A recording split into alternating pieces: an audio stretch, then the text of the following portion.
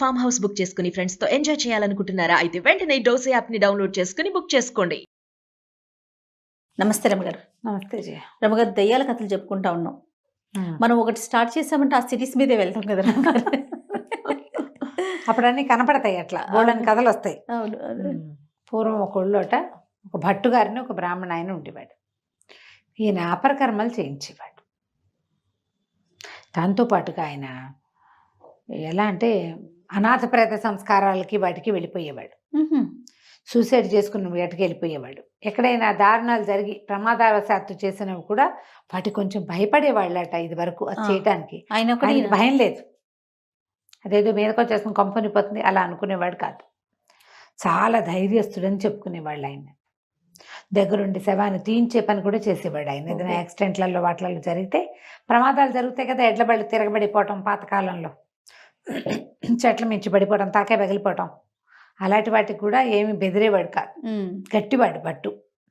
అయితే ఏమైందట, ఒకనాడు ఏదో పల్లె పక్కన ఊళ్ళో ఈ ప్రేతకర్మలు చేయించడానికి వెళ్ళాడు. వెళ్తే అందరూ ఉండిపోండి సబాబు ఈ రాత్రికి ఉండడంటే ఆయన ఒప్పుకోలేదు. వెళ్ళిపోవాలంటే అడవంతా దయ్యాలు భయమండి, చాలా ప్రేతాలు తిరుగుతాయి, బోల్డని చిన్నలు కనపడతాయి వాటివి, వద్దంటే నాకేం భయము, నేను ఈ పనులు చేసేవాడికి అసలు భయం ఉండకూడదు కదా, నా గాయత్రి నన్ను రక్షిస్తుంది, నాకేం భయం లేదని పకపగా అన్నవాడు బయలుదేరాడు. బయలుదేరితే ఈయన అడవి దారి పట్టేసరికి అర్ధరాత్రి అయిపోయింది.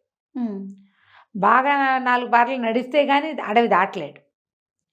ఈయనకి వాతావరణం చల్లగా అయిపోవటము, పిట్ట మనిషి అన్నవాడు లేకపోవటంతో కొద్దిగా చిన్న దుడుకొచ్చింది లోపల. వచ్చింది కానీ పెద్ద వెనక్కి తీల. ఒక చిన్న మూట ఉంది ఆయనకి, వాళ్ళు ఇచ్చిన సామాన్లు లేవు, అది భుజాన్ని వేసుకుని నడుస్తున్నాడు. దూరంగా ఒక పురాతనమైన ఇల్లోటి కనపడింది. భయంగానే ఉంది కానీ వెళ్తున్నాడు ముందుకి. వెళ్తుంటే అది ఇల్లు దగ్గర పడేసరికల్లా ఎవరో ఒక అమ్మాయి అక్కడ నిలబడింది. ఆ అమ్మాయి ఇటువైపు లేదు, దాని మొహం ఇంటివైపు చూస్తుంది. నేను ఏమనుకున్నాడు, ఒకసారి ముందు భయం వేసి నేను అనుకుని, ఏమిటి ఇంతమందిని చూసా మనకు భయం ఏమిటి, ఇది ఎవరితో ఊళ్ళో పిల్ల ఏ సూసైడ్ చేసుకోవడానికో వచ్చింది పిచ్చిమొహంది, 4 మంచి మాటలు చెప్పి అర్ధరాత్రి పూట ఆడపిల్ల అడవిలో పాడుపడిన వాకిట్లో ఎందుకు నుంచుంటుంది, అదే పెద్ద ఇంత పొడుగు జడ లంగా ఓణి వేసుకున్నట్టుగా కనపడుతుంది, ఒక 18 ఏళ్ల పిల్ల. ఇంట్లో ఏ బాధలు పడో, ఏ సవితల్లి బాధలో, ఏ అత్తగారి బాధో, మొగుడు బాధో, మేనమావ బాధో, ఇక్కడికి వచ్చింది పైకి ఎక్కి దూకుదామని చూస్తుంది కాబోలు. మరి దీన్ని ఎటాగైనా మాట్లాడి దీన్ని సరిచేద్దాం అంటాడు. ఏమే అమ్మాయి, ఎవరమ్మాయి నువ్వు, ఇక్కడ ఎందుకే నుంచున్నావు, ఈ రాత్రి వేళ ఎందుకు వచ్చావమ్మాయి అడవిలోకి, పద నేను ఊళ్ళో దిగబెడతాను అన్నాడు. అనేసరికి ఆ అమ్మాయి అంది, ఎహేపా నీకెందుకు, నా గోళ వెళ్ళిపో, నీ దారి నువ్వు. అంత పెద్దవాళ్ళతో అట్లా మాట్లాడరు కదా, తప్పు కదా. ఏం తెల్లబోయాడు, ఏమిటి పోయేది, తిరుగు నువ్వు అసలు ఎవరో చూస్తాను, ఎవరమ్మాయివో చూస్తాను అన్నాడు. అనేసరికి అలా అమ్మాయి అంది, దయ్యాన్ని నేను, నువ్వు ఇంతమందిలో చూశాను, నేను భయం లేదు, నాకేం భయం లేదు, తిరిగి నువ్వు పోతావా పోవా, నీ దారి నువ్వు, నేను పడతాను జాగ్రత్త, దయ్యం పట్టడం అనమాట, నేను పట్టుకుంటాను, నన్ను బట్టే దయ్యం ఇంకా భూమి మీద పుట్టలేదు, అసలు నువ్వెవరో చూస్తాను, ఏది నీ మొహం చూపించి నాకు అన్నాడు. ఇటు తిరిగింది, ఇటు తిరిగితే అది ఎట్లా ఉంది, సన్నగా పొడుగ్గా చక్కగా ఉంది పర్సనాలిటీ, మొహం సొద్దగా ఒక రకంగా ఉంది. దయ్యాల మొహాలని చెప్పుకుంటాం కదా కథల్లో, ఇలా చప్పిడిగా ఉందన్నమాట.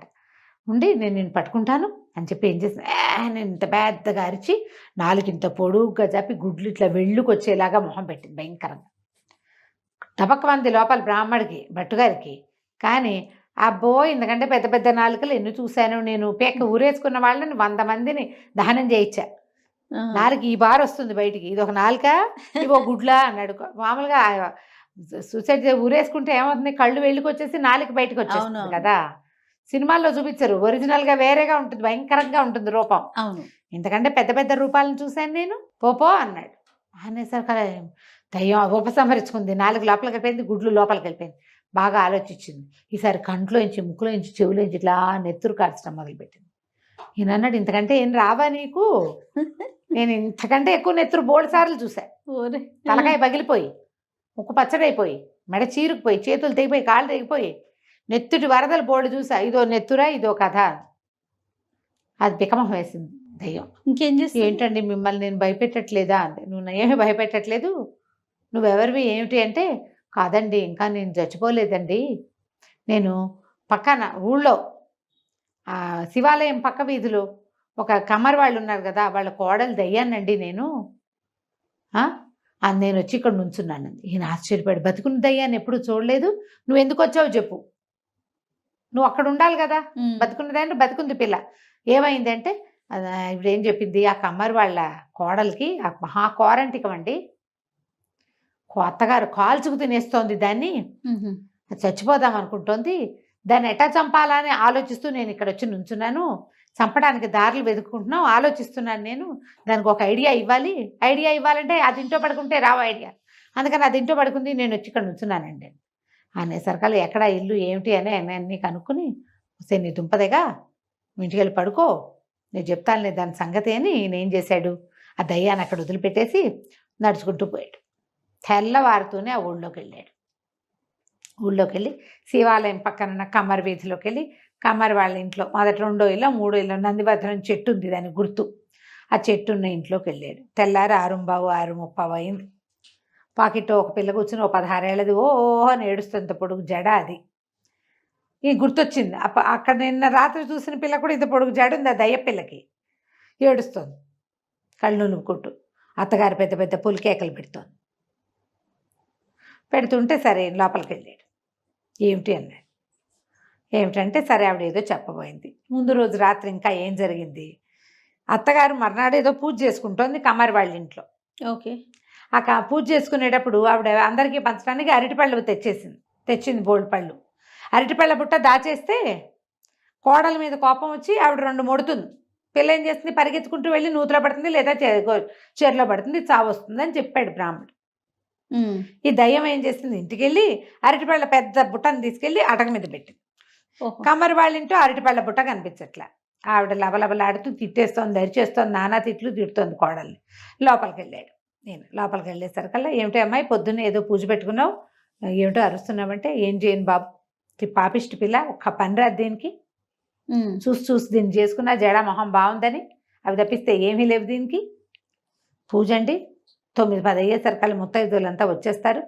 పెద్ద బొట్టండి, అరటిపళ్ళు మాయం చేసేసింది, తినేసిందో పారేసిందో తెలీదండి, పోయినాయండి. మరి ఇదే కదా జవాబుదారీ, దానికే అప్పచెప్పారు. రాత్రి పొద్దున్నే లేచి తాంబూలాలు పెట్టమన్నా, తమలపాకులు పెట్టింది, అరటిపళ్ళు లేవంటుంది, చూపించారు రాత్రి అని ఆవిడ తిట్టేసరికల్లా ఈయన అన్నాడు, అటకెక్కి చూడు పైన ఉన్నాయి అరటిపళ్ళు అన్నాడు. ఆశ్చర్యపోయింది. అటకెక్కింది, ఒక నిచ్చెన వేసుకుని ఎక్కాలి. కోడలు ఇట్లా చూస్తుంది ఆశ్చర్యంగా, దానికి తెలియదు కదా. అవును. సరే అరటిపళ్ళ బుట్ట, బాబు మీకెట్లా తెలిసిందండి, తెలియటానికే ఉందమ్మా, నీ కోడలు చచ్చటానికి సిద్ధంగా ఉంది, దీని దయ్యం నిన్న రాత్రి నాకు అక్కడ కనపడింది. ఓహో, నే చెప్పిన ఐడియా ప్రకారమే అరటిపళ్ళ బుట్ట, లేకపోతే ఈ పిల్ల బక్క పిల్ల ఇది ఇంత బుట్టని 5 డజన్లు ఉన్న అరటిపళ్ళని ఎత్తి పైన పెట్టగలదా, దయ్యం కాబట్టి పెట్టింది. నువ్వు ఇప్పుడు తెగదిట్టావు, ఈ పిల్ల పరిగెత్తుకుంటూ వెళ్ళి మీ పక్కన వాళ్ళ సందులో ఉన్న నూతిలో దూకుతుంది, తర్వాత నీ 6 ఏళ్ళు భరించలేక కోడలు చచ్చిపోయిందని పేరు వస్తుంటే నేను కాంతిపోయింది. అంత పని చేస్తుందా బాబు నా కోడలు, మరి చేకేం చేస్తుంది, నువ్వు పొద్దున కూర్చుంటే తిడతావు, మధ్యాహ్నం పడుకుంటే తిడతావు, రాత్రి మొగుడి దగ్గరికి వెళ్తే తిడతావు, ఇన్ని తిట్లు పడద్దు, పిల్లకి సత్తా చాలాలి కదా అనేసరికి అలా లబలబలాడుతూ ఆవిడ కోడలను వస్తే, నీ దుంపదగా అంత పని చేయకే, కేకలేయటం తగ్గించుకుంటాలే, కొంచెం పని నేర్చుకో, మళ్ళీ నీ దయ్యం ఇంకెవరికైనా కనపడిందంటే, బ్రాహ్మడికి కనపడింది మంచివాడు కాబట్టి ఆయన వచ్చి ఇట్లా చెప్పాడు, ఇంకోళ్ళు అయితే ఏం చేసేవాళ్ళు ఉన్నాను అదే కదా అని కోడల్ని బతులాడుకుని, ఆ పూట వ్రతం చేసుకుంటాను బాబు, ఇంటి దగ్గర ఉంటే నోవు చేయించండి అని ఆ భట్టుగారితో నోవు చేయించుకుని ఆయనకు 10 రూపాయలు దక్షిణ ఇచ్చి కోడల్ని ముద్దుగా చూసుకోవటం మొదలుపెట్టింది. ఆయనకి అపరిమితమైన ధైర్యం ఉండటం వల్ల ఆ ధైర్యం కనపడింది, ఈ కథ అంతా బయటకు వచ్చింది.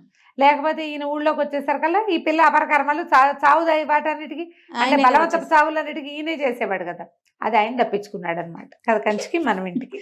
బాగుందండి. నమస్తే. నమస్తే. సుమన్ టీవీలో మీ పర్సనల్ అండ్ బిజినెస్ ప్రమోషన్స్ కోసం కింది నెంబర్కి కాంటాక్ట్ చేయండి.